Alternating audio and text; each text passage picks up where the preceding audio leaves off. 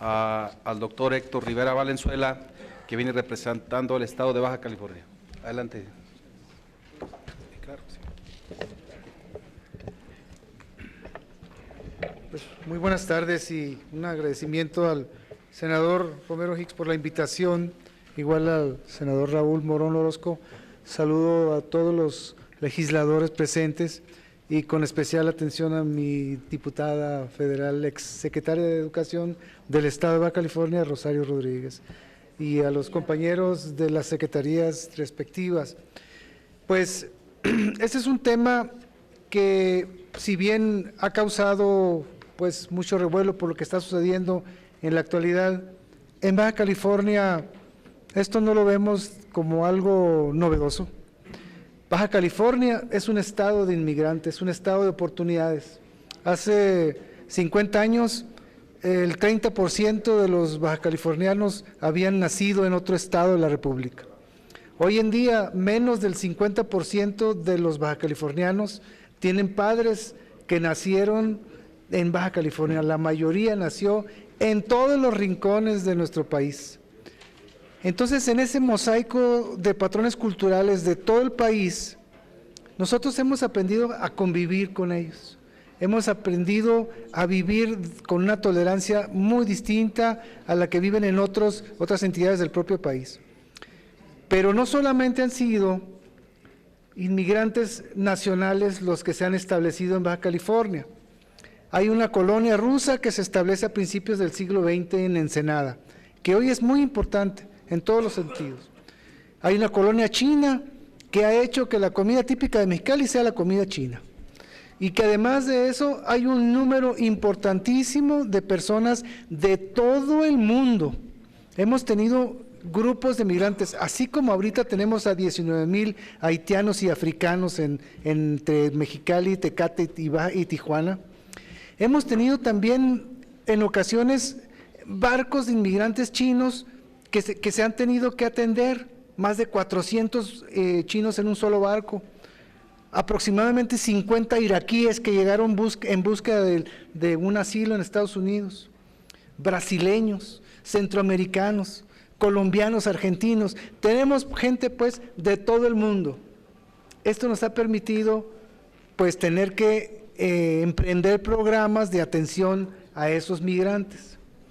Por supuesto, esto significa que nosotros hemos vivido, no de ahora, sino de décadas, situaciones muy especiales. Como ustedes saben, nosotros teníamos un tratado de libre comercio, entre comillas, es decir, una zona de libre comercio, 50 años de la firma, antes de la firma del Tratado de Libre Comercio. ¿Qué significa esto? Pues que estábamos acostumbrados a esto. Y sin embargo, vivimos situaciones que no son comunes en el resto de la República, como es, por ejemplo, el hecho de que en Tijuana y Mexicali vivan cientos de miles de personas que tienen una relación estrecha con Estados Unidos, ya sea porque trabajan allá, o porque tienen hijos allá estudiando, o porque tienen familiares allá. Hoy en día, más del 85% de los bajacalifornianos tenemos relación directa familiar con familiares en Estados Unidos. ¿Qué significa esto? Significa que tenemos nada más en la escuela obligatoria, primaria, secundaria, un 9% de estudiantes con nacionalidad extranjera. Algunos de ellos, muchos de ellos con la doble nacionalidad. Pero también tenemos estudiantes de otras partes de la República y del extranjero. Eso ha hecho que tengamos escuelas que son lo mismo bilingües en términos de lenguas naturales o incluso de otros idiomas, incluyendo el inglés. Nosotros pues no tenemos de ninguna manera una misma visión en términos de lo que va a suceder. Sin embargo, el Colegio de la Frontera, que es la instancia más importante del país en materia de estudios fronterizos y de migración, nos ha dicho en un estudio reciente de hace 3 semanas que de acuerdo con las políticas del gobierno de los Estados Unidos, a Baja California van a llegar 19,000 repatriados. Eso significa que tenemos que buscar la manera de atenderlos. Y claro, nos enfrentamos con la propuesta que nos hizo la licenciada Herrera. ¿Hay presupuesto para eso? La verdad es que no tenemos presupuesto para eso. ¿Cómo le hacemos? No sabemos. Pero ahí estamos nosotros y no nos rajamos. Fíjense, el presupuesto de la Secretaría de Educación de Baja California es 1-2, es decir, el gobierno federal aporta solamente la tercera parte de nuestro presupuesto y el gobierno del estado destina el 60% de su presupuesto para la educación. Este año pasado, el gobierno del estado autorizó y determinó que la educación media superior era libre y gratuita para todos. ¿Qué significa esto? Pues ¿cómo le vamos a hacer si ni siquiera teníamos la capacidad instalada para atender a todos los alumnos de media superior que egresaban, dado el fenómeno es el que le hemos llamado la burbuja? Teníamos 46,000 plazas en las instituciones públicas y resulta que teníamos inscritos en tercer año de secundaria a 72,000 alumnos. ¿Cómo le íbamos a hacer si el gobernador dijo, pues todos van a entrar? Tuvimos que hacer un convenio con 63 preparatorias particulares para que becaran a los alumnos con una beca estipulada por el gobierno del estado para que todos los alumnos de media superior pudieran estudiar. En ese sentido, yo podría decir categóricamente que cubrimos el 100% de los alumnos en edad de estar en la prepa, siempre y cuando ellos lo quieran. Es decir, si nos vamos a los números de muchachos que están en edad de estar en la preparatoria, tendríamos que hablar de que tenemos una cobertura del 80%. ¿Qué pasa con el resto? Simple y sencillamente, ahí tenían la oportunidad que no se dio por razones muy diversas. El caso es que en ese camino nosotros tenemos a un buen número de estudiantes que no hicieron el ciclo inmediato anterior en Baja California. Sí, nosotros revalidamos y hacemos equivalencias todos los días, miles. Incluso, por ejemplo, yo que tengo que firmar las revalidaciones y las equivalencias para el bachillerato, hay un ritmo más o menos de firmas de unos 150 a 200 por semana. Eso es lo que más o menos manejo. Y todos ellos van a nuestro sistema. Es muy oportuna y muy interesante esta propuesta del presidente para nos da oportunidad de ver qué vamos a hacer con estos repatriados, pero también para poder analizar la temática que aquí se está manejando, como es el caso de la revalidación, el caso de esta dualidad de validación oficial estatal y federal, que nos ha metido en brollos enormes. En Baja California tenemos grandes problemas con instituciones que no tienen REBOE local y que se escudan en aparente REBOE federal. Es un gran problema enorme, y que ni siquiera lo hemos podido resolver a pesar de que pues hemos platicado en Degair y ellos mismos ven que es un problema y que no sabemos cómo resolver. Pero creo que esta es la oportunidad precisamente para poder atender este problema.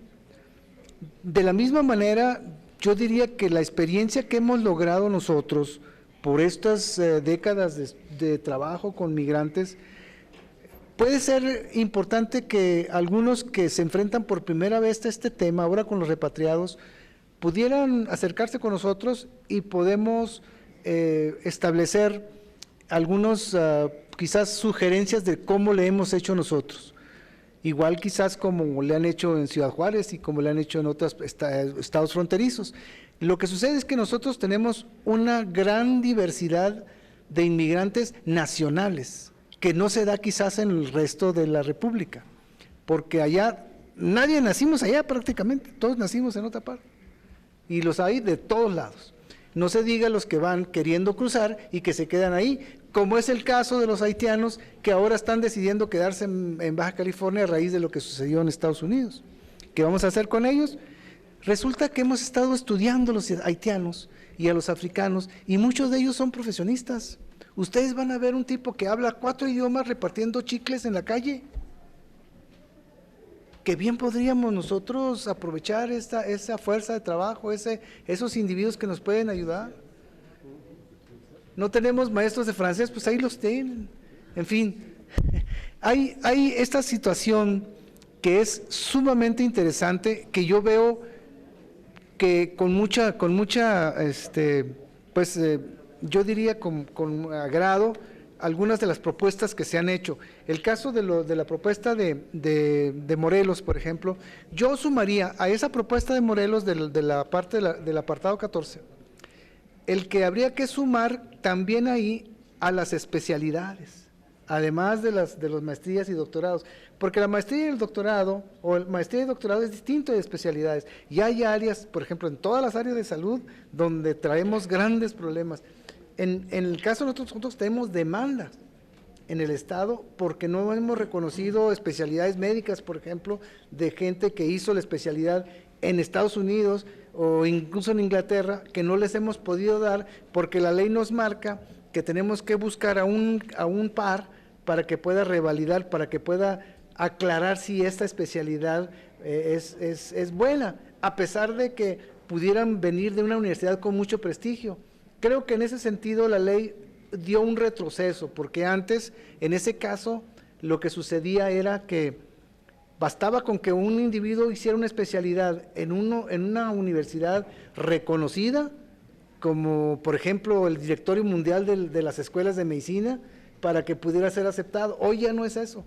Ahora, si viene un especialista en X especialidad médica, por ejemplo, y quiere el reconocimiento de nosotros, no lo podemos hacer si en el Estado no brindamos la especialidad. Fíjense en la incongruencia, entonces perdemos un enorme y valioso apoyo en un recurso que no tenemos.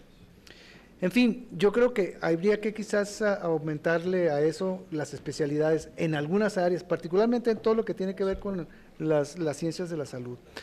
Nosotros pensamos que esto también es oportunidad para consolidar este tema de la educación. La educación, como dice Miguel Carbonell, es un derecho en sí mismo, pero al mismo tiempo es un derecho instrumental, porque nos permite con eso poder acceder a otros derechos, desde la libertad de expresión, etcétera, etcétera, ¿no? Y esto, en ese sentido, la educación tenemos que reforzarla. Los legisladores, los constituyentes que pensaron en el artículo 3º, lo hicieron muy bien. Nos hace falta entonces adecuarlo a los tiempos. Y este es un tiempo muy oportuno donde nos vienen presiones muy, pero muy importantes, para connacionales, pero también para individuos de otras partes del mundo que por el solo hecho de pisar en México ya tienen los derechos que todos tenemos. Y la educación es uno de los derechos inalienables.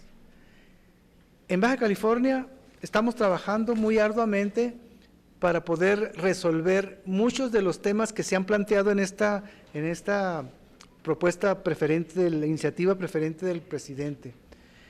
Y vemos con mucho agrado el hecho de que estamos cambiando la filosofía al cómo sí, en lugar de a ver cómo atoramos las cosas. Y creo que esta es la parte clave de la iniciativa. Cómo hacerle para que las cosas funcionen y que todo el mundo tenga la educación a la que tiene derecho. Nos sumamos a las propuestas de la iniciativa, por supuesto, y exponemos nuestra experiencia con los migrantes por todas estas décadas para todos ustedes. Con mucho gusto lo hacemos. Muchas gracias por su atención.